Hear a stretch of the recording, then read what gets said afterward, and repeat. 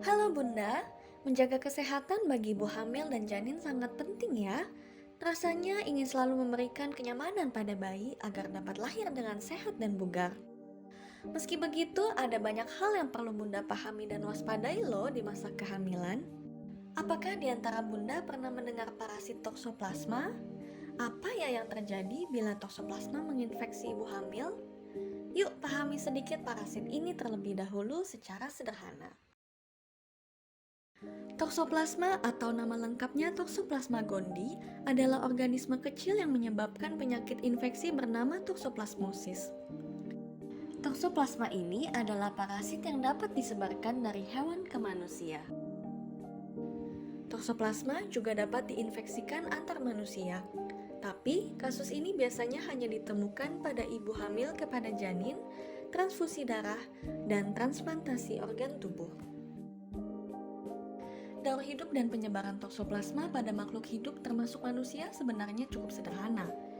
Toksoplasma biasanya ditemukan dalam usus kucing dan berkembang biak di dalam ususnya. Kemudian tokso akan dikeluarkan bersama dengan tinja kucing di tanah dan rerumputan. Dari rumput dan tanah itulah toksoplasma akan menyebar ke makhluk hidup lainnya, termasuk tikus, burung, anjing, dan hewan ternak lainnya seperti ayam, sapi, domba, kambing, kelinci, kuda, babi, dan hewan mamalia lainnya. Penyebaran ini tidak serta-merta karena kita memegang kucingku, Bunda, tapi melalui apa yang kita masukkan ke dalam tubuh. Oleh karena itu, bila seseorang mengonsumsi daging dan sayuran yang belum matang atau bersih, kemungkinan besar toksoplasma akan masuk ke dalam tubuh. Dalam kasus pada ibu hamil, toksoplasma kemudian akan masuk ke dalam tubuh dan melalui plasenta sehingga dapat menginfeksi sang janin. Toksoplasma perlu diperhatikan bila menginfeksi ibu hamil pada trimester pertama atau 13 minggu pertama di awal masa kehamilan. Dengan kondisi ini, resiko besar seperti keguguran bagi bayi dapat terjadi.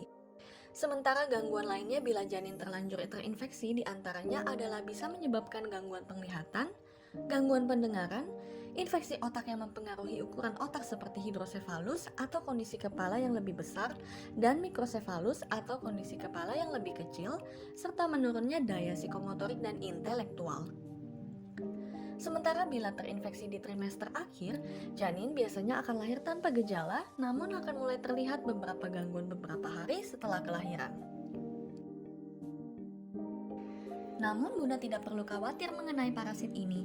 Ada beberapa pencegahan yang bisa Bunda lakukan dalam upaya menjaga diri dan sang buah hati. Yang pertama, menggunakan sarung tangan saat berkebun, terutama ketika harus memegang tanah. Hal ini dikarenakan tanah, tumbuhan, dan rerumputan berpotensi terpapar benih toksoplasma yang berasal dari kotoran kucing.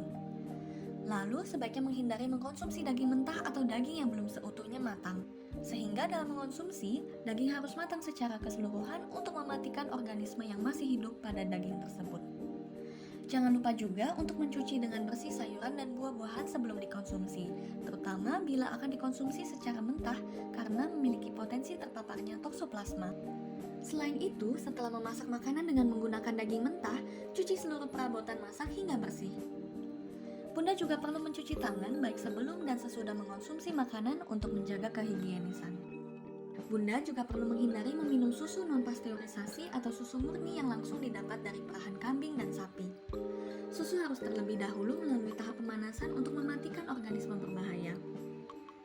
Bagi ibu hamil yang memelihara kucing, hindari untuk mencium kucing terutama pada area mulut ya. Selain itu, gunakan sarung tangan ketika membersihkan kotoran pada bak pasir dan memberikan makanan khusus kucing atau tidak memberikan daging mentah atau setengah matang. Yang paling utama, Bunda harus selalu meningkatkan daya tahan tubuh dengan makan 4 sehat, 5 sempurna, olahraga dan pola tidur yang cukup agar daya tahan tubuh semakin kuat untuk menangkal segala sakit penyakit.